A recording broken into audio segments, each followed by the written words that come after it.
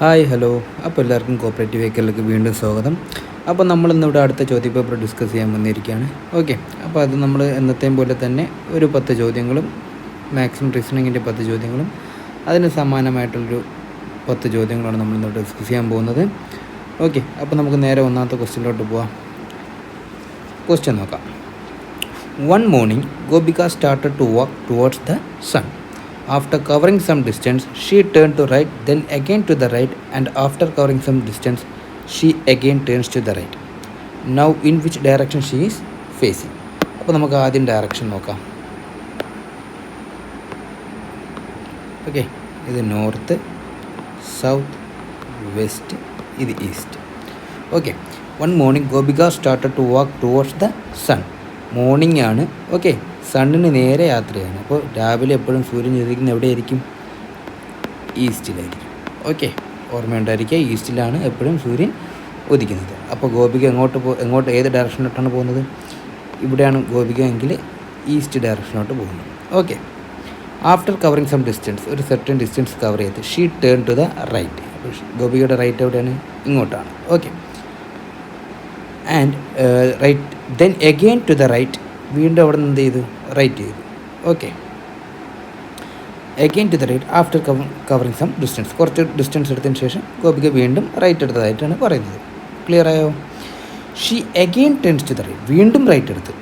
അപ്പോൾ നോക്കുക, ആദ്യം സണ്ണിന് നേരെ യാത്ര ചെയ്തു. Okay, after covering some distance she turn to the right. Okay, turn to right then again to the right, വീണ്ടും അവിടെ നിന്ന് റൈറ്റ് എടുത്തു.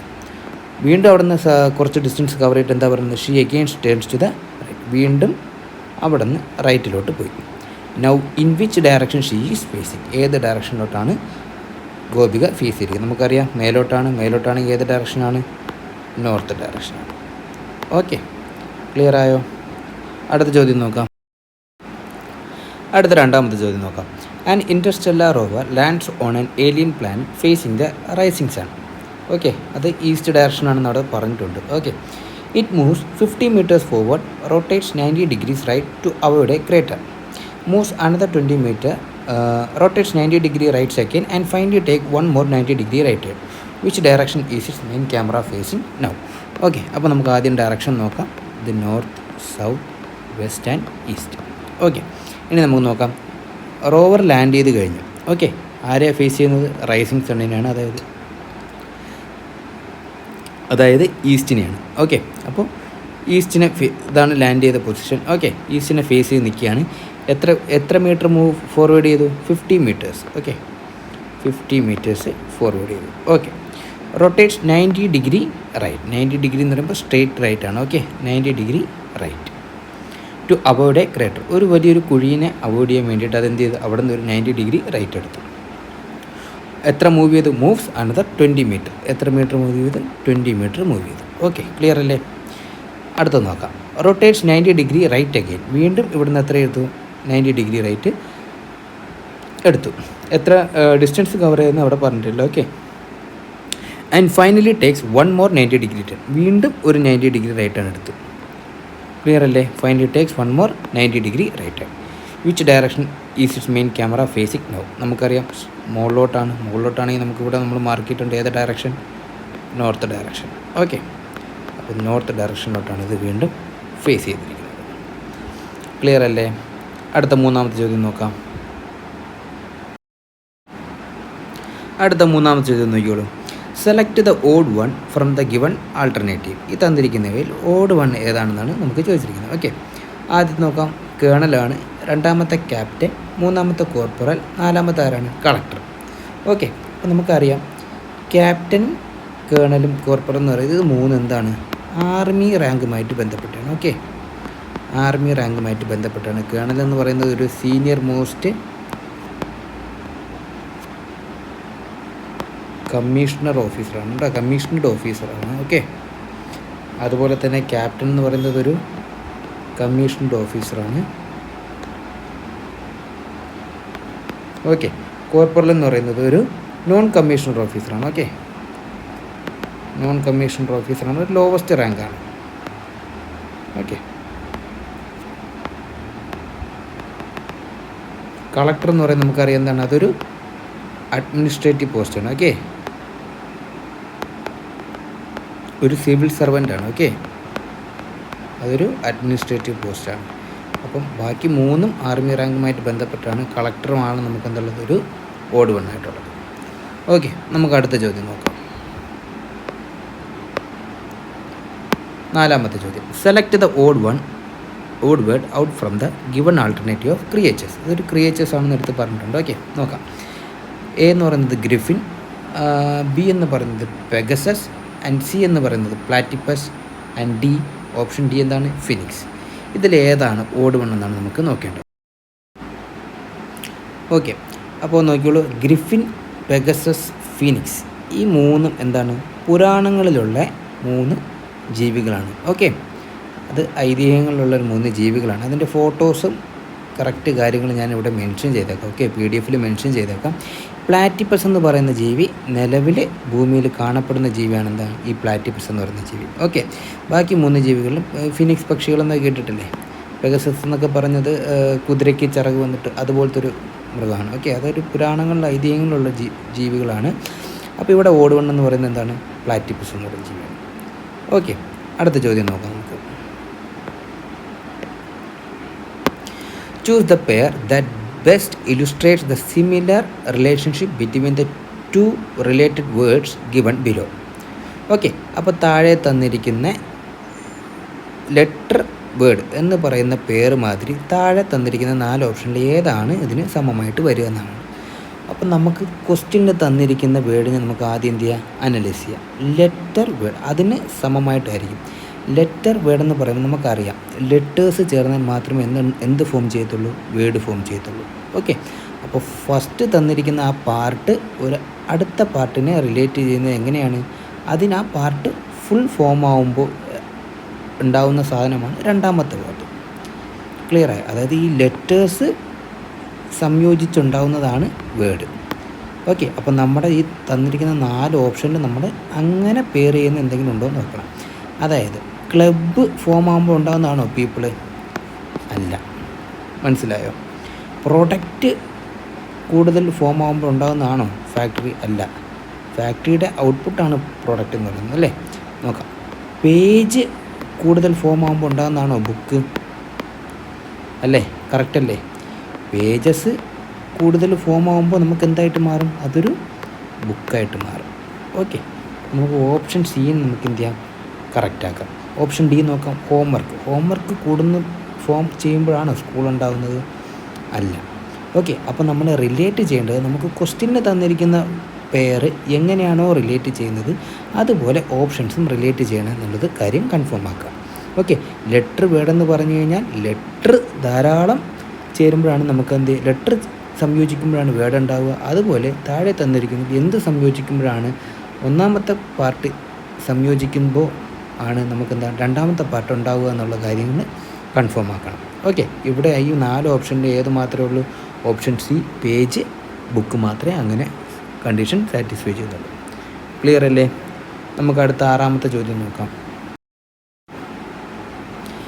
6ാമത്തെ ചോദ്യം നോക്കിക്കോളൂ. Choose the pair that best illustrate a similar relationship to the one given below. Okay, നമുക്ക് തന്നിരിക്കുന്നത് എന്താണ്? Neuron, brain എന്നാണ്. ഓക്കെ, നമുക്കറിയാം ബ്രെയിൻ മെയ്ഡ് ചെയ്തിരിക്കുന്നത് എന്തുകൊണ്ടാണ്? ന്യൂറോൺസ്. ഒരുപാട് ന്യൂറോൺസ് കൊണ്ടാണ് ബ്രെയിന് മെയ്ഡാക്കിയിരിക്കുന്നത്. അത് ബ്രെയിനിൻ്റെ അടിസ്ഥാനപരമായിട്ടുള്ള സാധനമാണ് എന്തെന്ന് പറയുന്നത്? ന്യൂറോൺ എന്ന് പറയുന്നത്. ഓക്കെ, മില്യൺസ് ഓഫ് ന്യൂറോൺസ് ചേർന്നാണ് ബ്രെയിൻ ഫോം ആയിരിക്കുന്നത്. അപ്പോൾ നമുക്ക് നോക്കാം. ലീഫ് ട്രീ ലീഫ് കൊണ്ടാണോ മെയ്ഡ് ചെയ്തിരിക്കുന്നത്? അല്ല. എൻജിൻ, കാർ എന്തുകൊണ്ടാണ്? എൻജിൻ കൊണ്ടാണോ മെയ്ഡ് ചെയ്തിരിക്കുന്നത്? അതൊരു പോസിബിലിറ്റി എന്ന് വെച്ചാൽ പോസിബിലിറ്റി ആണ്. പക്ഷേ എൻജിൻ കൊണ്ട് മാത്രമാണോ എന്ന് ചോദിച്ചാൽ അല്ല. ഓക്കെ, ക്ലിയർ ആണോ? അതൊരു പോസിബിലിറ്റി ആയിട്ട് അവിടെ നിൽക്കട്ടെ. നമുക്ക് നോക്കാം. അടുത്ത നോക്കാം. സ്റ്റാർ, ഗാലക്സി ഉണ്ടായിരിക്കുന്നത് എന്തുകൊണ്ടാണ്? സ്റ്റാർ കൊണ്ടാണ്. അത് 100% കൺഫേം ആയിട്ടുള്ളൊരു കാര്യമാണ് അല്ലേ. ഈവൻ എർത്ത്, സണ്ണ് എല്ലാം എന്താണ്? ഒരു സ്റ്റാറാണ്. ഓക്കെ, 6ാമത്തെ ചോദ്യം നോക്കാം. Choose the pair that best illustrates a similar relationship to the one given below. Okay, അപ്പോൾ നമുക്കതെന്താണെന്ന് നോക്കാം. തന്നിരിക്കുന്ന ഓപ്ഷൻ എന്താണ്? Neuron, brain. ഓക്കെ, ന്യൂറോൺ ബ്രെയിനാണ് നമുക്ക് തന്നിരിക്കുന്നത്. അപ്പോൾ നമുക്കതെങ്ങനെ വരും എന്നുള്ളത് നമുക്ക് നോക്കാം. താഴെ തന്നിരിക്കുന്ന ഓപ്ഷൻസ് നമുക്ക് ചെക്ക് ചെയ്ത് നോക്കാം. ന്യൂറോൺ ആദ്യം നമുക്ക് നോക്കാം. ന്യൂറോൺ ബ്രെയിൻ എന്താണ് ഈ ഇവ തമ്മിലുള്ളൊരു കണക്ഷൻ? ഓക്കെ, അത് നമുക്ക് ആദ്യം നോക്കാം.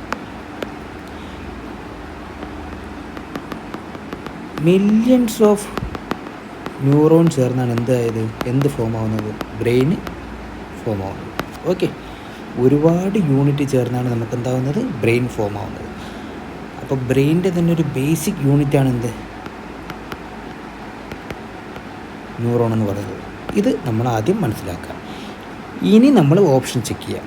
ലീഫ് ട്രീ ഒരു ബേസിക് യൂണിറ്റ് തന്നെയാണ്. ഓക്കെ, എന്നിരുന്നാലും നമുക്കൊന്ന് നോക്കാം. അടുത്ത് നോക്കാം, എൻജിൻ കാർ. ഓക്കെ, കാറിൻ്റെ ഒരു മേജർ കമ്പോണൻ്റ് എന്ന് പറയുന്നത് തന്നെയാണ് എൻജിൻ. ഓക്കെ, ബേസിക് യൂണിറ്റ് തന്നെയാണ്. അത് നമുക്ക് നോക്കാം. Star galaxy. ഓക്കെ, ഗാലക്സി എന്ന് പറയുന്നത് എന്താണ്? മില്യൺസ് ഓഫ് സ്റ്റാർസ് ചേർന്നതാണ് ഗാലക്സി എന്ന് പറയുന്നത്. ഓക്കെ, അതുകൊണ്ട് സ്റ്റാറും അവിടെ എന്താണ്? ഒരു ബേസിക് യൂണിറ്റാണ്. Okay, astronaut spaceship. Astronaut spaceship എന്ന് പറഞ്ഞു കഴിഞ്ഞാൽ ഒരു സ്പേസ് ഷിപ്പ് ട്രാവൽ ചെയ്യുന്ന അല്ലെങ്കിൽ കൺട്രോൾ ചെയ്യുന്ന ഒരാളാണ് ആര്? ഒരു ആസ്ട്രോനോട്ട് എന്ന് പറയുന്നത്. ട്രാവൽ ചെയ്യുന്ന ഒരാളാണ് ആസ്ട്രോനോട്ട് എന്ന് പറയുന്നത്. ഓക്കെ, അതുകൊണ്ട് ഇതെന്തായാലും നമുക്ക് യാതൊരു വിധത്തിലും നമുക്ക് ചെയ്യാൻ പറ്റില്ല. ബാക്കി 3 നമുക്ക് ഏകദേശം മാച്ചിങ് ആണ്. പക്ഷെ നമ്മൾ തന്നിരിക്കുന്ന ന്യൂറോൺ ബ്രെയിനിൻ്റെ കണക്ഷൻ വെച്ച് നോക്കുമ്പോൾ ഏറ്റവും കൂടുതൽ സ്യൂട്ടബിൾ ആകുന്നതാണ് option C, star galaxy. Okay, millions of neuron ചേർന്ന് നമുക്ക് ബ്രെയിൻ ഫോം ആവുന്നു. അതുപോലെ തന്നെ മില്യൺസ് ഓഫ് സ്റ്റാർ ഒരു മാസീവ് കളക്ഷൻ ചേർന്നിട്ട് നമുക്ക് എന്ത് ചെയ്യുന്നു? ഗാലക്സി ഫോം ആവുന്നു. ഓക്കെ, അപ്പോൾ നമ്മൾ ഉത്തരം എന്താണ്? ഓപ്ഷൻ സി ആണ്. ഓക്കെ, അപ്പോൾ ആസ്ട്രോനോട്ടിൻ്റെ കാര്യം പറഞ്ഞപ്പോഴാണ് ഇന്ന് ജൂൺ 30 ഓക്കെ, ഇന്ന് ഇൻ്റർനാഷണൽ ആസ്റ്ററോയിഡ് ഡേ ആണ്. ഓക്കെ, നോട്ട് ചെയ്ത് വയ്ക്കുക. ചെറിയൊരു GK ആണ്. ഓക്കെ, ഇൻ്റർനാഷണൽ ആസ്ട്രോ ഡേ ആണ്. തീം എന്ന് പറയുന്നത് എന്താണ്? 2026 തീം എന്ന് പറയുന്നത് planetary defence and asteroid impact hazards. Okay, ഇതാണ് 2026 തീം എന്ന് പറയുന്നത്. ഓക്കെ, ജസ്റ്റ് ഒന്ന് നോട്ട് ചെയ്ത് വയ്ക്കുക. ഓക്കെ, അടുത്ത ചോദ്യം നമുക്ക് നോക്കാം. 7ാമത്തെ ചോദ്യത്തിലോട്ട് പോകാം. 7ാമത്തെ ചോദ്യം നോക്കാം. How many numbers are there in between 50 and 100 that are fully divisible by 2, 3 and 4? Okay, 50 മുതൽ 100 വരെ ഇടയിലുള്ള നമ്പേഴ്സിൽ 2, 3, 4 ഈ 3 നമ്പറും കൊണ്ട് ഡിവിസിബിളായി പോകുന്ന എത്ര നമ്പേഴ്സ് ഉണ്ടെന്ന് വേണം നമുക്ക് കണ്ടുപിടിക്കാം. ഓക്കെ, അപ്പോൾ ഈ 3 നമ്പേഴ്സും കൊണ്ട് ഡിവൈഡായി പോകുന്നതാണെങ്കിൽ നമ്മൾ ആദ്യം എന്താ കണ്ടുപിടിക്കേണ്ടത്? ഈ 3 നമ്പേഴ്സിൻ്റെ LCM കണ്ടുപിടിക്കാം. Okay, LCM of 2, 3 and 4. Okay, LCM കണ്ടുപിടിക്കാൻ എങ്ങനെയാണ്? 2, 3, 4 നമുക്ക് കണ്ടുപിടിക്കുക. ഓക്കെ, ആദ്യം നമുക്ക് 2 തുടങ്ങാം. 1, 3, 2. പിന്നെ 2 തുടങ്ങാം. 1, 3, 1. പിന്നെ 3 തുടങ്ങാം. 1, 1, 1. ഓക്കെ, അപ്പോൾ LCM നമുക്ക് എത്ര കിട്ടി? 2 × 2 × 3 12 ആണ് നമ്മുടെ LCM. ഓക്കെ, ക്ലിയർ ആയോ? അതായത് 50നും 100നും ഇടയിലുള്ള നമ്പേഴ്സിൽ നമ്മളൊരു നമ്പർ എടുത്തു കഴിഞ്ഞാൽ ആ നമ്പർ ഏതിലൊക്കെ കൊണ്ട് ഡിവൈഡ് ആവണം? 2 കൊണ്ടും 3 കൊണ്ടും 4 കൊണ്ടും ഡിവൈഡ് ആവണം. ഓക്കെ, അങ്ങനെ ഒരു ചോദ്യം വന്നു കഴിഞ്ഞാൽ നമുക്ക് ഏതൊക്കെ നമ്പർ കൊണ്ടാണോ ഡിവൈഡ് ചെയ്യേണ്ടത് ആ 3 നമ്പറിൻ്റെ എന്ത് കണ്ടുപിടിക്കുക? ലീസ്റ്റ് കോമൺ ഫാക്ടർ കണ്ടുപിടിക്കുക. ആ നമ്പറിൻ്റെ മൾട്ടിപ്പിൾ ഏതൊക്കെയുണ്ടോ അവ ഈ 2, 3, 4 കൊണ്ട് എന്തായി പോവും? ഡിവൈഡായി പോവും. ഓക്കെ, ഇനി നമുക്ക് ചെക്ക് ചെയ്യേണ്ടതാണ് 50നും 100നും ഇടയിൽ 12ൻ്റെ മൾട്ടിപ്പിളുള്ള എത്ര നമ്പേഴ്സ് ഉണ്ട്? ഓക്കെ, അപ്പോൾ 12ൻ്റെ മൾട്ടിപ്പിൾ സ്റ്റാർട്ട് ചെയ്യുന്നത് 12 × 4 48. ഓക്കെ, അത് 50ന് താഴെയാണ്. അത് കഴിഞ്ഞാൽ എന്തുള്ളത്? 60 ഉണ്ട്, 72 ഉണ്ട്, 84 ഉണ്ട്, പിന്നെന്താ ഉള്ളത്? 96 ഉണ്ട്. അത് കഴിഞ്ഞാൽ 108. അത് 100ന് പുറമെയാണ്. ഇത് 50ന് താഴെയാണ്. ഓക്കെ, അപ്പോൾ ഈ 4 നമ്പേഴ്സാണ് എന്തുള്ളത്? 12ൻ്റെ മൾട്ടിപ്പിൾ ഉള്ളത്. നമുക്ക് വേണമെങ്കിൽ ചെക്ക് ചെയ്യാം. ഇത് 3ൻ്റെ ടേബിളിൽ എത്ര പ്രാവശ്യം പോവും? 20 പ്രാവശ്യം പോവും. 2ൻ്റെ ടേബിളിലാണെങ്കിലോ 30 പോവും. 4ൻ്റെ ടേബിളിലാണെങ്കിൽ 15 പോവും. അതും തന്നെ ഇത് 2ൻ്റെ ടേബിളിലാണെങ്കിൽ 36, 3ൻ്റെ ടേബിളിലാണെങ്കിൽ എത്രയിൽ പോവും? 24 പോകും. 4ൻ്റെ ടേബിളിലാണെങ്കിലോ 18 പോകും. അങ്ങനെ ഈ 4 നമ്പേഴ്സും 3 നമ്പറും കൊണ്ടും ഡിവിസിബിളായി പോകും. അതായത് 60, 72, 84, 96 ഈ നമ്പറുകളാണ് എക്സാക്റ്റ് ആയിട്ട് 2 കൊണ്ടും 3 കൊണ്ടും 4 കൊണ്ടും ഡിവിസിബിളായി പോകുന്നത്. ചോദ്യം എന്താണ്? How many numbers. നമുക്ക് എണ്ണമാണ് ചോദിച്ചിരിക്കുന്നത്. ആകെ എത്രയാണ്? 4 എണ്ണം. ഓപ്ഷൻ ബി ആണ് നമ്മുടെ ഉത്തരം. ക്ലിയർ അല്ലേ? അടുത്ത ചോദ്യം നോക്കാം.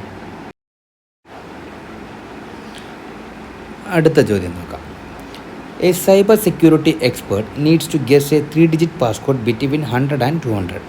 The only clue is that the passcode is perfectly divisible by 3, 5 and 7.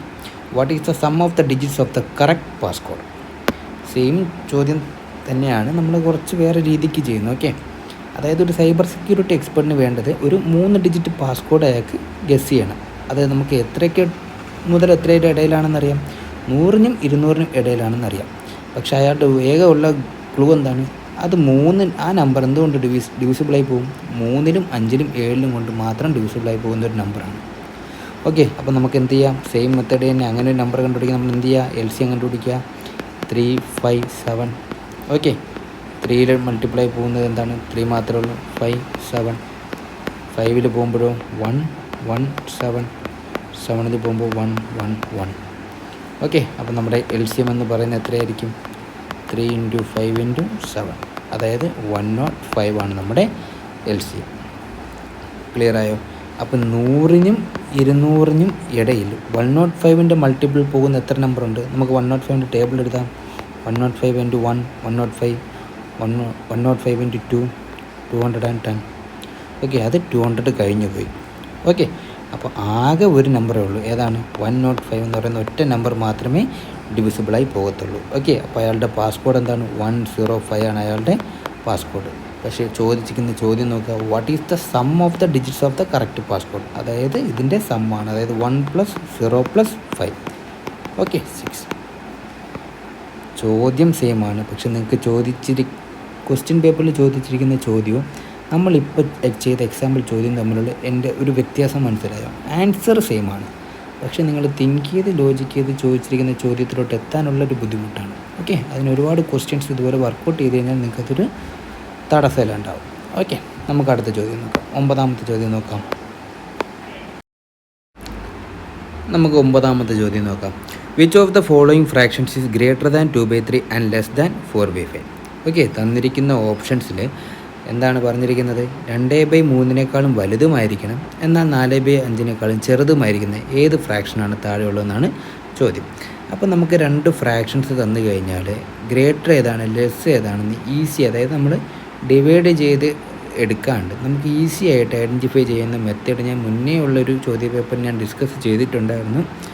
Okay, അപ്പോൾ അത് മറന്നു പോയവരോ അറിയില്ലാത്തവരോ ഉണ്ടെങ്കിൽ ഇപ്പോൾ ഒന്ന് ശ്രദ്ധിക്കാം.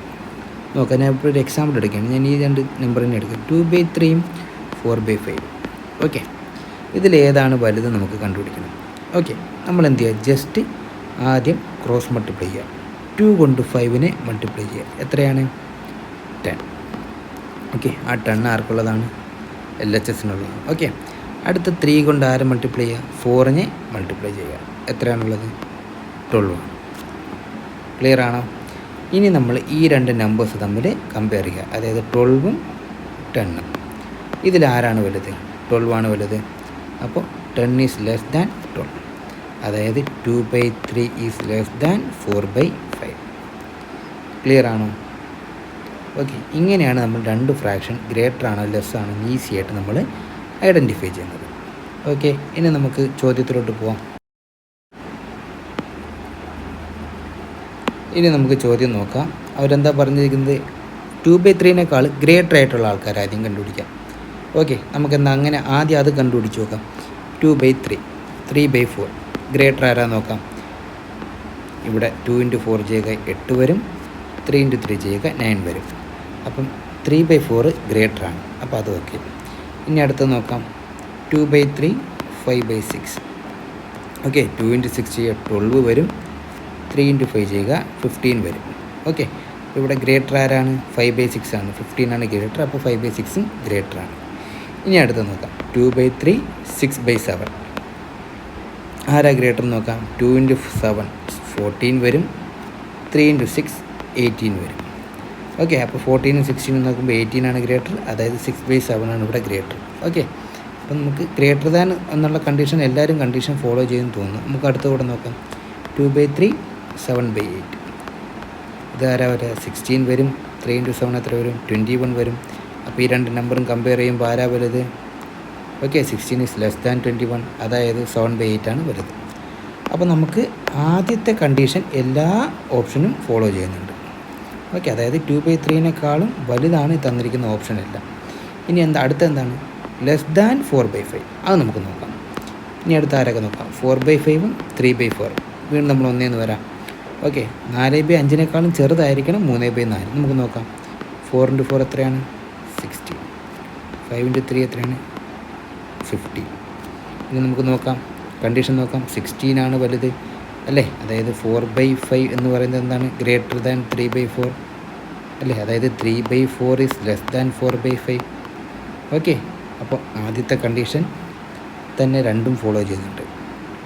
മനസ്സിലായോ? അതായത് 3/4 എന്ന് പറയുന്ന നമ്പർ 2/3-നേക്കാളും ഗ്രേറ്ററുമാണ്, 4/5-നേക്കാളും ലെസ്സുമാണ്. ഓക്കെ, അപ്പോൾ നമുക്ക് ബാക്കിയൊന്നും ചെയ്തു വെക്കേണ്ട കാര്യമില്ല. ഓപ്ഷൻ എ ആണ് നമ്മുടെ ഉത്തരം. ക്ലിയർ അല്ലേ? എന്തെങ്കിലും ഡൗട്ട് ഉണ്ടെങ്കിൽ നിങ്ങളത് ചോദിക്കുക, നമുക്കത് ക്ലിയർ ആക്കിയിട്ട് പോകാം. ഓക്കെ, നമുക്കിതേപോലെ അടുത്തൊരു ചോദ്യം കൂടെ ചെയ്തു നോക്കാം.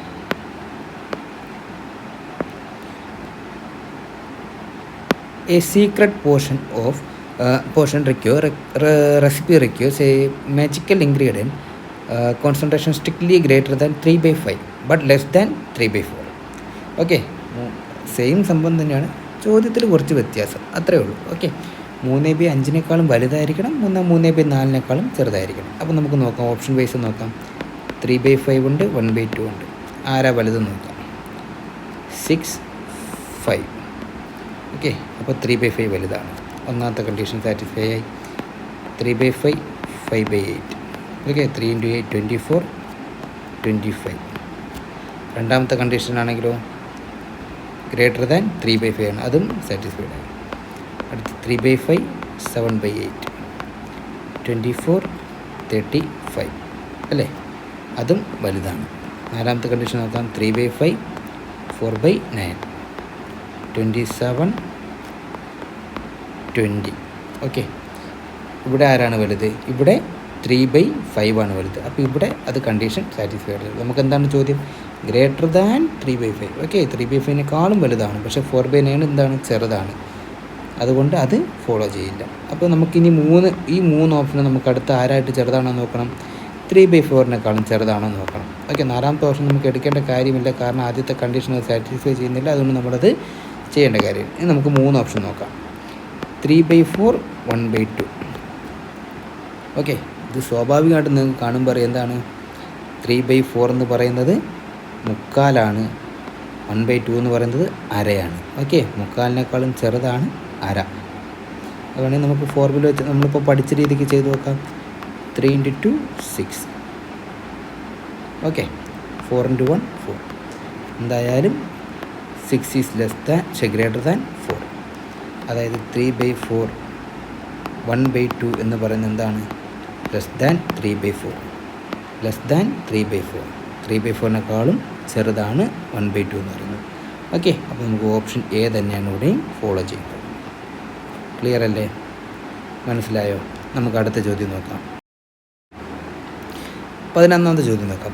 A fruit seller cell 60% apples and still has 240 apples. അങ്ങനെയാണെങ്കിൽ ഒറിജിനലി അങ്ങനെയാണെങ്കിൽ അയാൾക്ക് ടോട്ടൽ എത്ര ആപ്പിൾ ഉണ്ടായിരുന്നതാണ് ചോദ്യം. വളരെ ഈസി ക്വസ്റ്റ്യനാണ്. നോക്കാം, 60% ആപ്പിൾ അയാൾ വിറ്റ് കഴിഞ്ഞു. പിന്നെ അയാളുടെ ഉള്ളത് എത്രയാണ്? 240 ആപ്പിൾ. ആകെ മൊത്തം 100% ആണല്ലോ. 60% വിറ്റ് കഴിഞ്ഞാൽ പിന്നെ അയാളിൽ എത്ര ശതമാനമുള്ളൂ? 40%. അതായത് ഈ 40% എന്തെന്ന് പറയുന്നത് 240. ഓക്കെ, അങ്ങനെയാണെങ്കിൽ 40% 200 ആണെങ്കിൽ 100% എത്ര? ഓക്കെ, കഴിഞ്ഞ ക്ലാസ്സിൽ ഞാൻ പറഞ്ഞു chain rule. Okay, simple chain rule ഞാൻ പറഞ്ഞു കഴിഞ്ഞു. അതായത് 40% 240 ആണെങ്കിൽ 100% എന്തായാലും കൂടുതൽ തന്നെയായിരിക്കും അല്ലേ. അങ്ങനെയാണെങ്കിൽ എന്ത് ചെയ്യുക, 100/40 × 240. ഓക്കെ, 0 കട്ടായി 6. 100% എന്ന് പറയുമ്പോൾ എത്രയാണ്? 600. 600 ആപ്പിൾസ്. ഡൗട്ടുണ്ടോ? കഴിഞ്ഞ ക്ലാസ്സിൽ ഇതേപോലെ ഞാനൊരു പെർസെൻറ്റേജിൻ്റെ ക്വസ്റ്റ്യൻ ഇട്ടിട്ടുണ്ടായിരുന്നു. അതിൽ ഞാൻ കറക്റ്റായിട്ട് ക്ലിയറായിട്ട് ഞാൻ കാര്യങ്ങൾ പറഞ്ഞിട്ടുണ്ടായിരുന്നു. ഓക്കെ, ഒന്നുകൂടെ പറയാം. 40% 240. അങ്ങനെയാണെങ്കിൽ 100% എത്ര? 40% 240 എന്ന് പറയുമ്പോൾ 100% എന്ന് പറയുമ്പോൾ എന്തായാലും 240-നേക്കാളും കൂടുതലായിരിക്കും. അങ്ങനെ വരുമ്പോൾ നമ്മൾ LHS ഡിവൈഡ് ചെയ്യേണ്ടത് എങ്ങനെയാണ്? LHSൽ നമ്മുടെ ആൻസർ നമുക്ക് കൂടുതലാവും നമുക്കറിയാം അല്ലേ. 40% 240 ആകുമ്പോൾ 100% അതിനേക്കാളും കൂടുതലാവും. അപ്പോൾ എന്ത് ചെയ്യുക, ഏറ്റവും കൂടുതലുള്ള നമ്പറിനെ ആദ്യം എഴുതുക, ഡിവൈഡഡ് ബൈ കുറവുള്ള നമ്പർ ഇൻറ്റു RHSൽ ആകെയുള്ള ആരാണ്? 240. 0 കട്ട് ചെയ്യുക. 24 6 ടൈംസ് 100 × 6 600. ഓക്കെ, മനസ്സിലായെന്ന് വിശ്വസിക്കുന്നു. നമുക്ക് അടുത്ത ചോദ്യം നോക്കാം. ഡൗട്ട് ഉണ്ടെങ്കിൽ ചോദിക്കുക കേട്ടോ. അടുത്ത ചോദ്യം നോക്കാം. A spaceship's life support system lost 45% of its oxygen reserves during a meteor strike. If the sensors indicate 1,100 liters of oxygen are still safely stored, what was the original capacity of the reserve? വളരെ സിമ്പിളാണ്. അതായത് ഒരു space ഷിപ്പിൽ അതിൻ്റെ 45% ഓക്സിജനും ഒരു സ്ട്രൈക്കിലത് നഷ്ടമായി. നോക്കുമ്പോൾ എന്താണ്, റിസർവായിട്ട് എത്ര, റിസർവിൽ ബാക്കി എത്ര ഓക്സിജൻ ഉണ്ടായിരുന്നു? 1100 ലിറ്റർ ഓക്സിജൻ ഉണ്ടായിരുന്നു. അങ്ങനെയാണെങ്കിൽ ടോട്ടൽ കപ്പാസിറ്റി എത്രയെന്നാണ് ചോദിക്കുന്നത്. അപ്പോൾ നമുക്ക് നോക്കാം. ആകെ ഉള്ളത് 100%. ഓക്കെ, അതിൽ 45% എന്തായി? ലോസ്റ്റായി. ബാക്കിയുള്ള എത്ര ശതമാനമാണ്? 55%.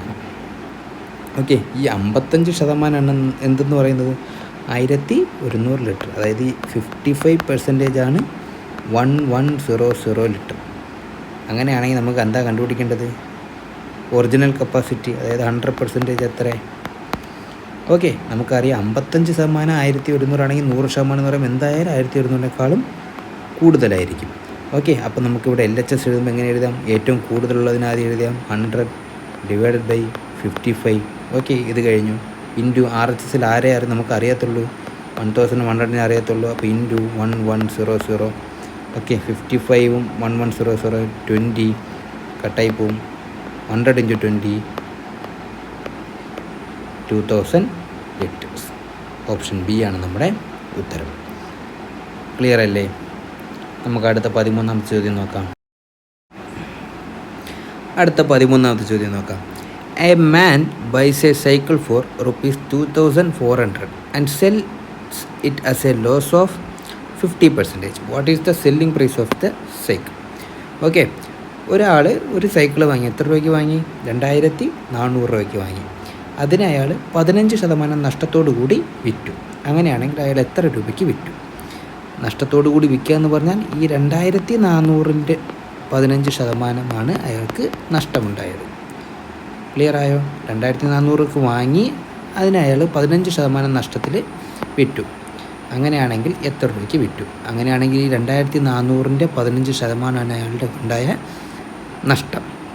ഓക്കെ, അപ്പോൾ 50% ഓഫ് 2400 ആദ്യം കണ്ടുപിടിക്കണം. ഓക്കെ, അതായത് 50/100 × 2400. 0 ക്യാൻസൽ, 0 ക്യാൻസൽ, 0 ക്യാൻസൽ. 15 × 24, അതായത് 360.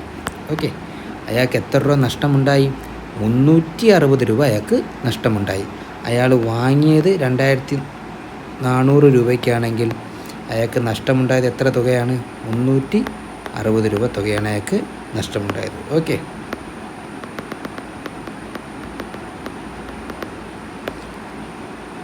ഒന്നുകൂടെ എഴുതാം. 2400 റുപ്പീസിൻ്റെ 50%-ആണ് അയാൾക്ക് ലോസ് ഉണ്ടായത്. ഓക്കെ, അപ്പം നമുക്ക് 2400-ൻ്റെ 50% എത്രയും നമുക്ക് കണ്ടുപിടിക്കണം? 15/100 × 2400. 0 ക്യാൻസൽ, 0 ക്യാൻസൽ. 15 × 24 360 റുപ്പീസാണ് അയാൾക്ക് നഷ്ടമുണ്ടായത്. പക്ഷേ ചോദ്യം എന്താണ്, എത്ര രൂപയ്ക്ക് വിറ്റു എന്നാണ്. ഓക്കെ, നഷ്ടമുണ്ടായ തുക 360, അയാൾ വാങ്ങിയ തുക 2400. അപ്പോൾ 2400 നിന്നും 360 കുറച്ച് കഴിഞ്ഞാൽ അയാൾ വിറ്റ തുക കിട്ടും. ഓക്കെ, 2040 രൂപയ്ക്കാണ് അയാൾ വിറ്റത്. ഓക്കെ, അപ്പോൾ ഇവിടുത്തെ സെല്ലിംഗ് പ്രൈസ് എങ്ങനെയാണ്, cost price minus loss amount. Okay, clear അല്ലേ? കൺസെപ്റ്റ് മനസ്സിലായോ? ഓക്കെ, നമുക്ക് അടുത്ത ചോദ്യം നോക്കാം.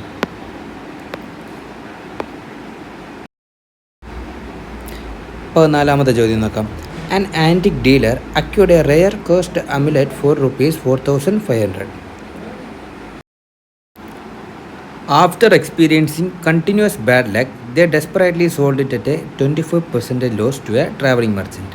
ഓക്കെ, ഒരു ആൻറ്റിക് ഡീലർ ഒരു ആംലെറ്റ് കൊണ്ടുവന്നു, 4500 രൂപയ്ക്ക് അയാൾ വാങ്ങി. ഓക്കെ, അയാൾ അതിന് എത്രയ്ക്ക് ഒരു മെർച്ചൻറ്റിന് വിറ്റു? 24% നഷ്ടത്തിന് അയാൾ ഒരു മെർച്ചൻറ്റിന് വിറ്റു. അങ്ങനെയാണെങ്കിൽ ആ മെർച്ചൻറ്റ് വാങ്ങിയ വില എത്രയെന്നാണ് ചോദ്യം. അതായത് മെർച്ചൻറ്റിൻ്റെ കോസ്റ്റ് പ്രൈസ് എന്ന് പറയുന്നത് ഈ ഡീലറിൻ്റെ സെല്ലിംഗ് പ്രൈസും സെയിം ആയിരിക്കും. ഓക്കെ, അപ്പോൾ നമുക്ക് നോക്കാം. അതായത് മെർച്ചൻറ്റ് വാങ്ങിയ പ്രൈസിനാണ് നമ്മൾ കോസ്റ്റ് പ്രൈസ് എന്ന് പറയുക, ഡീലർ വിറ്റ പ്രൈസിനാണ് നമ്മൾ സെല്ലിംഗ് പ്രൈസ് എന്ന് പറയുക. ഇത് രണ്ടും പ്രൈസ് ഇവിടെ സെയിം ആണ് അല്ലേ? കാരണം മെർച്ചൻറ്റ് വാങ്ങുന്നതും ഡീലർ വിൽക്കുന്നതും രണ്ടും ഒരേ തുകയാണ്. ഓക്കെ, അപ്പോൾ നമുക്ക് നോക്കാം. 4500ക്ക് 24% നഷ്ടമുണ്ടായി. അതായത് 24/100 × 4500. ഓക്കെ, 45 × 24 നമുക്ക് എത്ര വരും? 2044.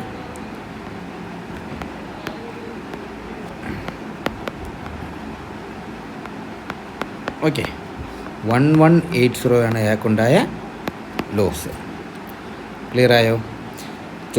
ചോദ്യം എന്താണ്? What was the merchant purchase price? അതായത് അയാൾ വാങ്ങിയ പ്രൈസ് എത്രയാണ്? അതായത് 4500 നിന്നും അയാൾക്ക് 1180 തുക കുറയുമ്പോൾ എത്രയാവും? 3420. ഓക്കെ, ക്ലിയർ അല്ലേ? സോറി, 330 വരും അല്ലേ? അതായത് 40 ഓപ്ഷൻ ഇവിടെ എവിടെയോ മിസ്റ്റേക്ക് വന്നിട്ടില്ല. 22 ഇവിടെ 0 കേട്ടോ. അതായത് 1080 കേട്ടോ നഷ്ടം ഉണ്ടായത്.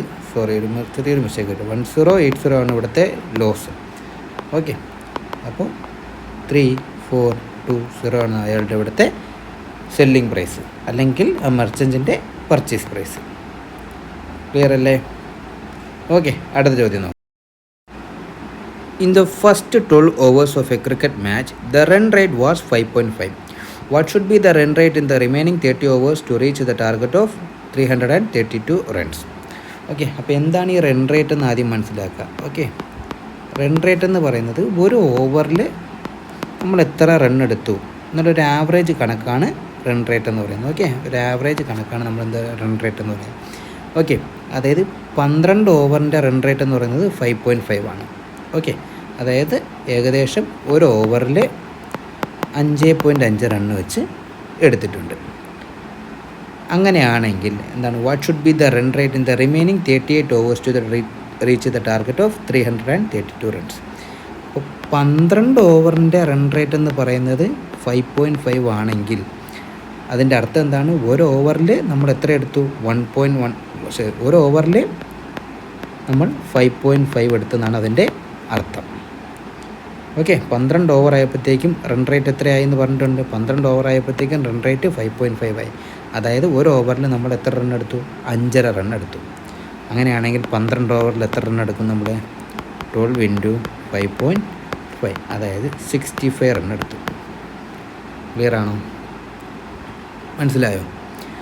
റൺ റേറ്റ് 5.5 എന്ന് പറഞ്ഞു കഴിഞ്ഞാൽ ഒരു ഓവറിൽ 5.5 റൺ എടുത്തു എന്നാണ് അതിൻ്റെ അർത്ഥം. അപ്പോൾ 12 ഓവർ കഴിഞ്ഞപ്പോഴത്തേക്കും റൺ റേറ്റ് 5.5 ആണെങ്കിൽ ഒരു ഓവറിൽ 5.5 വെച്ച് 12 ഓവറിൽ 65 റൺ എടുത്തു.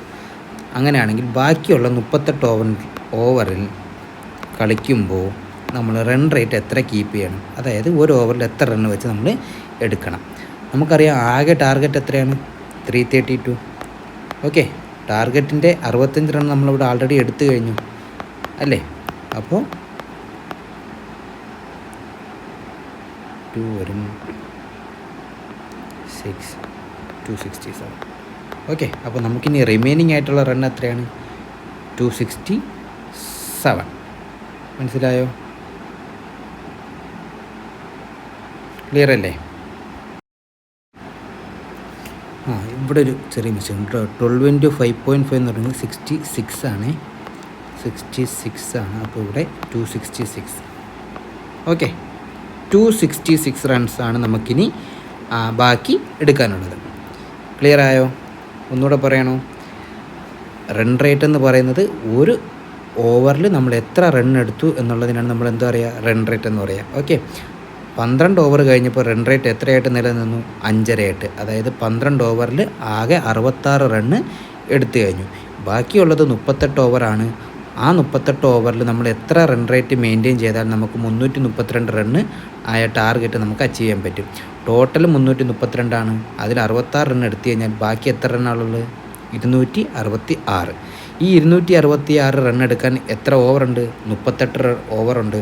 അപ്പോൾ 266 ഡിവൈഡഡ് ബൈ 38, അതായത് 7. ഓക്കെ, അങ്ങനെയാണെങ്കിൽ നമ്മൾ ഒരു ഓവറിൽ എത്ര റണ്ണ് വെച്ചെടുക്കണം? ഇനി നമ്മൾ ഒരു ഓവറിൽ 7 റണ്ണ് വെച്ചെടുത്താൽ മാത്രമേ നമ്മൾ ബാക്കിയായ 266 എടുക്കാനും പറ്റത്തുള്ളൂ. ടോട്ടലായിട്ടുള്ള 332 നമ്മൾ അച്ചീവും ചെയ്യത്തുള്ളൂ. ക്ലിയർ ആയോ? കൺസെപ്റ്റ് മനസ്സിലായോ? അടുത്ത ചോദ്യം നോക്കാം. A starship needs to travel 500 light years in 20 days to intercept a rogue comet. For the first 8 days, space anomalies limited their speed to 15 light years per day. What average daily speed in light years per day must they maintain for the remaining 12 days to reach the exact on time? Okay, ഒരു സ്റ്റാർഷിപ്പിന് 500 light years travel ചെയ്യണം. 20 ദിവസമുണ്ട്. Okay, 500 light years 20 ദിവസമുണ്ട്. For the first 8 days, it limited their speed of 15 light years per day. ആദ്യത്തെ 8 ദിവസം എന്തായി? ഒരു ദിവസം 15 light year വെച്ച് ട്രാവൽ ചെയ്തു. ഓക്കെ, ഒരു ദിവസം 15 light year വെച്ച് ട്രാവൽ ചെയ്ത് കഴിഞ്ഞാൽ 8 ദിവസം ആകുമ്പോൾ എത്രയായി? 120 light year അത് കംപ്ലീറ്റ് ചെയ്തു. ക്ലിയർ ആയോ? For the first 8 days, the space anomalies limited their speed to 15 light years per day. ഒരു ഡേ 15 light years വെച്ച് 8 ഡേ ആയപ്പോൾ 120 light year അത് ഓൾറെഡി കംപ്ലീറ്റ് ചെയ്തു. ഓക്കെ, 20 ദിവസമാണ് ടോട്ടൽ ഉണ്ടായിരുന്നത്. 500 light year ആണ് ടോട്ടൽ ഉണ്ടായിരുന്നത്. അതിൽ 8 ദിവസവും 120 light yearഉം അത് കംപ്ലീറ്റ് ആയി. ഓക്കെ, ഇനി പെൻഡിങ് ഉള്ളത് 12 ദിവസവും. എത്ര ബാക്കിയുള്ളത്? ആകെ 500 light year ആണ്. അതിൽ 120 പോയി കഴിഞ്ഞാൽ ബാക്കി എത്രയാണ്? ഇനി 380 light yearഉം പെൻഡിങ് ഉണ്ട്. അങ്ങനെയാണെങ്കിൽ അതിൻ്റെ ആവറേജ് ഡെയിലി സ്പീഡ് എത്രയാണ്? നമുക്കറിയാം, സ്പീഡ് ഈസ് ഈക്വൽ ടു നമുക്കറിയാം ഡിസ്റ്റൻസ് ബൈ ടൈമാണ്. ഓക്കെ, ഇവിടെ ഡിസ്റ്റൻസ് എന്ന് പറയുന്നത് 380 light year ആണ്. ടൈം നമുക്കറിയാം എത്രയാണ്? 12 ദിവസം. ഓക്കെ, ഇത് ഡിവൈഡ് ചെയ്ത് വരുമ്പോൾ 31.66 സ്പീഡ് വരും. ക്ലിയർ ആയോ? ഓക്കെ, അപ്പോൾ നമുക്ക് ഡിവൈഡ് ചെയ്യുമ്പോൾ എത്ര കിട്ടും? 31.66. നമ്മുടെ ഓപ്ഷൻ എ ആണ് നമ്മുടെ ഉത്തരം. ക്ലിയർ അല്ലേ? നമുക്ക് അടുത്ത 17ാമത്തെ ചോദ്യം നോക്കാം. Ravi crosses A 900 meter long street in 8 minutes. അങ്ങനെയാണെങ്കിൽ നമുക്ക് എന്താണ് കണ്ടുപിടിക്കേണ്ടത്? സ്പീഡാണ് കണ്ടുപിടിക്കേണ്ടത്, അതും km/h. ഇവിടെ നമുക്ക് തന്നിരിക്കുന്ന ഡിസ്റ്റൻസ് മീറ്ററിലാണ്, ടൈം മിനിറ്റ്സിലാണ്. നമ്മളൊന്നെങ്കിൽ ഇതിനെ m/s ഓക്കെ, അപ്പോൾ ഞാൻ ഇവിടെ ഡിസ്റ്റൻസ് എത്രയാണ് നമുക്കറിയാം? 900 meter. ഓക്കെ, ടൈം എത്രയാണ്? 8 minutes ആണ്. ഓക്കെ, അതിന് സെക്കൻഡ്സിലോട്ടാക്കുമ്പോൾ 8 into 60, അതായത് 480 seconds. ഇനി നമുക്കറിയാം സ്പീഡ് ഈസ് ഈക്വൽ ടു എന്താണ്? ഡിസ്റ്റൻസ് ബൈ ടൈം, അതായത് 900 by 480. ഓക്കെ, 0 ക്യാൻസലായി. 90 by 480. 3ൻ്റെ ടേബിളിൽ 30, 3ൻ്റെ ടേബിളിൽ എത്ര പോകും? 6. ഓക്കെ, 2ൻ്റെ ടേബിളിൽ 8, 2ൻ്റെ ടേബിളിൽ 50, അതായത് 50/8 m/s. ഓക്കെ, ഇനി എന്താണ്? വാട്ട് ഈസ് ഈ speed in km/h? m/s km/h എന്താണ് ചെയ്യുക? നമ്മൾ ഇൻറ്റു 18/5. ക്ലിയർ അല്ലേ? അതായത് ഓക്കെ, അപ്പോൾ നമുക്കത് റേസ് ചെയ്ത് കേട്ടോ. അപ്പോൾ 18/5. അപ്പോൾ നമുക്കറിയാം 15/8 × 18/5. ഓക്കെ, ഇത് 3 പോവും.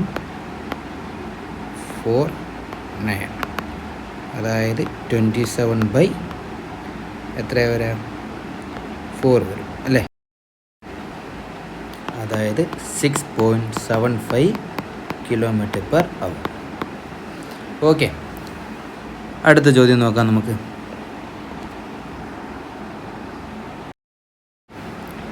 നോക്കാം. ഒരു courier A courier needs to physically carry a highly classified hard drive across a 1.5 km long neon-lit megacity bridge. If they sprint across in exactly 4 minutes, what is their average speed in km/h? Okay, അപ്പം പോകേണ്ട ദൂരം എന്ന് പറയുന്നത് distance എത്രയാണ്? 1.5 km. Okay, ഞാൻ അതിനെ 1500 metre ആക്കി എഴുതി. ഓക്കെ, എത്ര ടൈം കൊണ്ട് പോകും? സ്പീഡ് എത്രയാണ്? 4 മിനിറ്റ്. ഓക്കെ, അതിന് ഞാൻ 4 × 60 240 സെക്കൻഡ്സ്. സ്പീഡ് നമുക്കറിയാം, ടൈം നമുക്കറിയാം, സ്പീഡ് നമുക്കറിയാം, ഡിസ്റ്റൻസ് ബൈ ടൈം നമുക്കറിയാം. എത്രയാണ്? 1500/240. ഓക്കെ, 00 കട്ടായി. 1275. 3 × ടേബിൾ 4, 3 × ടേബിൾ 25. 25/4 m/s. ചോദ്യം എന്താണ്? Average in km/h. km/h ആക്കണമെങ്കിൽ എന്താണ്? ഇൻറ്റു 18/5. ഓക്കെ, ഇപ്പോൾ 25/4 × 18/5. 5 ക്യാൻസൽ ആകുന്നു. 2 9, അതായത് 45/2, അതായത് 22.5 km/h. ഓപ്ഷൻ സി ആണ് നമ്മുടെ ഉത്തരം. ക്ലിയർ അല്ലേ? അടുത്ത ചോദ്യം നോക്കാം. ഓക്കെ, അടുത്തൊരു 21ാമത്തെ ചോദ്യം നോക്കാം. അടുത്തൊരു നമ്പർ സീരീസാണ്. ഓക്കെ, ഇതിന് തൊട്ട് മുന്നേ ഒരു 2 എക്സ്ട്രാ ക്വസ്റ്റ്യൻ ഞാൻ ആഡ് ചെയ്തിട്ടുണ്ട്. ഓക്കെ, അതൊരു വർക്കൗട്ട് സെഷനായിട്ട് നിങ്ങൾ നോക്കുക, സ്വന്തമായിട്ട് ചെയ്യുക. ഓക്കെ, ഇത് നമുക്ക് നോക്കാം. 2 6 12 20 30 42. നെക്സ്റ്റ് എന്താണ്? ഓക്കെ, നമുക്ക് ഡിഫറൻസ് എടുത്ത് നോക്കാം. 4 6 8 10 12 14 ആവും. അപ്പോൾ എന്താ വരും? 56. ഓപ്ഷൻ ഡി ആണ് നമ്മുടെ ഉത്തരം. ക്ലിയർ ആയോ? അടുത്ത ചോദ്യം നോക്കാം. അടുത്ത നമ്പർ സീരീസിൻ്റെ തന്നെയാണ്. 2 5 10 17 26 ഡാഷാണ്. നമുക്ക് നോക്കാം. 3 5 7 9 11 ആവും. 37. ഓഡ് നമ്പർ സീരീസാണ് പോകുന്നത്. ഓക്കെ, 9 കൂടെ വന്നുകൊണ്ട് നമുക്ക് കൺഫേം ചെയ്യാം, അല്ലെങ്കിൽ നമുക്ക് പ്രൈം നമ്പർ സീരീസ് ചെക്ക് ചെയ്യേണ്ടി വന്നേനെ. ഓക്കെ, 9 വന്നതുകൊണ്ട് നമുക്കിത് ഓഡ് നമ്പർ സീരീസാണ് കൺഫേം ചെയ്യാം. 37 ആണ് നമ്മുടെ ഉത്തരം. ക്ലിയർ ആയോ? ഓക്കെ, അപ്പോൾ നമ്മൾ ഇന്ന് ചെയ്ത മോഡലുകൾ എല്ലാവർക്കും മനസ്സിലായെന്ന് വിശ്വസിക്കുന്നു. ഓക്കെ, നമ്മളിന്ന് തന്നിരിക്കുന്ന എക്സാമ്പിൾ ക്വസ്റ്റ്യൻസ് മാത്രം കുറച്ചൊന്ന് കോംപ്ലിക്കേറ്റഡ് ആണ്. ഓക്കെ, ചെയ്ത മെത്തേഡെല്ലാം സെയിം തന്നെയാണ്, ക്വസ്റ്റ്യൻസ് കുറച്ചൊന്ന് കോംപ്ലിക്കേറ്റഡ് ആക്കിയതാണ്. ഓക്കെ, നിങ്ങൾ ആ ഒരു തിങ്കിങ് ക്യാപ്പബിലിറ്റി മാറാൻ വേണ്ടിയിട്ട് ഞാൻ എല്ലാം ഡയറക്റ്റ് ക്വസ്റ്റ്യൻ തന്നെ വരണമെന്ന് നിങ്ങൾക്ക് ഒരു നിർബന്ധമില്ല. ഓക്കെ, ഇങ്ങനെയുള്ള ക്വസ്റ്റ്യൻസും കൂടെ നിങ്ങൾ വർക്കൗട്ട് ചെയ്താൽ മാത്രമേ നിങ്ങൾക്ക് എല്ലാ ക്വസ്റ്റ്യനും നിങ്ങൾക്ക് ഈസിയായിട്ട് ഹാൻഡിൽ ചെയ്യാൻ പറ്റത്തുള്ളൂ. ഓക്കെ, അപ്പോൾ ഞാൻ ഇതിലൊരു 2 ക്വസ്റ്റ്യൻ എക്സ്ട്രാ ആഡ് ആയിട്ടുണ്ട്, അതായത് 19th 20th ക്വസ്റ്റ്യൻ. ഓക്കെ, അത് നിങ്ങൾ സ്വന്തമായിട്ട് വർക്കൗട്ട് ചെയ്യുക. ഓക്കെ, ഓപ്ഷനിൽ ഉത്തരം വെച്ചിട്ട് നിങ്ങൾ വർക്കൗട്ട് ചെയ്യുക. അതിൻ്റെ സൊല്യൂഷൻ, ഡീറ്റെയിൽഡ് സൊല്യൂഷൻ നാളെ ഈവനിങ് അപ്ലോഡ് ചെയ്യാം. ഓക്കെ, അപ്പോൾ ഇന്നത്തെ ക്ലാസ് എല്ലാവർക്കും മനസ്സിലായെന്ന് വിശ്വസിക്കുന്നു. എന്തെങ്കിലും ഡൗട്ടോ കാര്യങ്ങളോ, അല്ലെങ്കിൽ നിങ്ങൾ എന്തെങ്കിലും എററോ കാര്യങ്ങളോ എന്തെങ്കിലും ഉണ്ടെങ്കിൽ നിങ്ങളത് അപ്പം തന്നെ അറിയിക്കുക. അത് നമുക്ക് എന്താണെന്ന് വെച്ചാൽ നോക്കിയിട്ട് ക്ലിയർ ചെയ്ത് മുന്നോട്ട് പോകാം.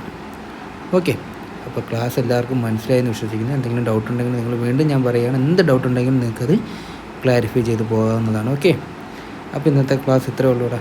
അപ്പോൾ ഓക്കെ, എല്ലാവരും നന്നായിട്ട് പഠിക്കുക. ഓക്കെ, അതിൻ്റെ കൂടെ തന്നെ ബാക്കി സബ്ജക്റ്റുകളും മുന്നോട്ട് കൊണ്ടുപോകുക.